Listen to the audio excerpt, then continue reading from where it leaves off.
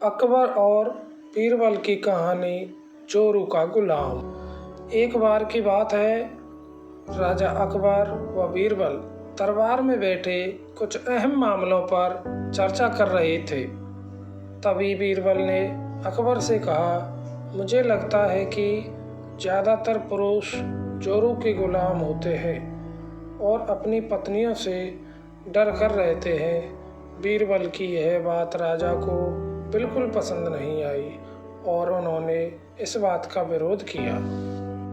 इस पर बीरबल भी अपनी बात मनवाने को अड़ गए। उन्होंने राजा से कहा कि वे अपनी बात को सिद्ध कर सकते हैं, मगर इसके लिए राजा को प्रजा के बीच एक आदेश जारी करवाना होगा।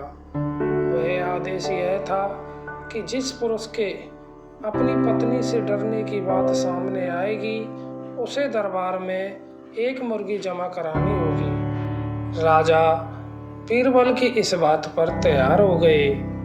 अगले ही दिन प्रजा के बीच आदेश कराया गया कि अगर यह बात सिद्ध हो जाती है कि कोई पुरुष अपनी पत्नी से डरता है, तो उसे दरबार में आकर बीरबल के पास एक मुर्गी जमा करवानी होगी।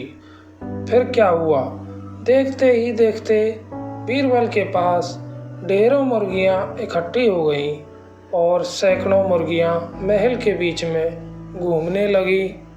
अब बीरबल राजा के पास पहुंचे और बोले, महाराज, महल में इतनी मुर्गियां इकट्ठी हो गई हैं कि आप एक मुर्गी खाना खोल सकते हैं, इसलिए अब आप इस आदेश को वापस ले सकते हैं। मगर महाराज ने इस बात को गंभीरता से नहीं लिया और महल में मुर्गियों की संख्या धीरे धीरे और भी ज़्यादा बढ़ने लगी। इतनी अधिक मुर्गियां महल में जमा हो गईं, फिर भी राजा ने बीरबल की बात से सहमत नहीं हुए। तो बीरबल ने अपनी बात सिद्ध करने के लिए एक नया उपाय निकाला। एक दिन बीरबल राजा के पास गए और बोले, महाराज, मैंने सुना है कि पड़ोस के राज्य में एक बहुत ही खूबसूरत राजकुमारी रहती है। अगर आप चाहें तो क्या मैं आपका रिश्ता वहां पक्का कर आऊं? यह सुनते ही राजा चौंक उठे और बोले, बीरबल, तुम ये कैसी बातें कर रहे हो? महल में पहले से ही 2 रानियां मौजूद हैं। अगर उन्हें इस बात की भनक भी लगी तो मेरी खैर नहीं होगी। यह सुनकर बीरबल ने तपाक से जवाब दिया, चलिए महाराज, फिर तो आप भी मेरे पास 2 मुर्गियां जमा करा ही दीजिए।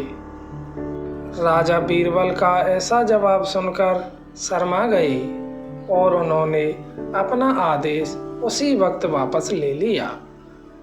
अकबर बीरबल की इस कहानी से हमें यह शिक्षा मिलती है कि बातों की चतुराई से हम किसी भी बात को मनवा सकते हैं। ज़रूरत है तो इस बीरबल की यह चतुराई से अपना पक्ष रखने की। ऐसी ही मज़ेदार कहानी देखने के लिए देखते रहिए हमारा YouTube चैनल माई फेवरेट कहानी। और यदि हमारी वीडियो पसंद आती है तो शेयर एंड सब्सक्राइब करना ना भूलें। फिर मिलते हैं एक नई वीडियो के साथ।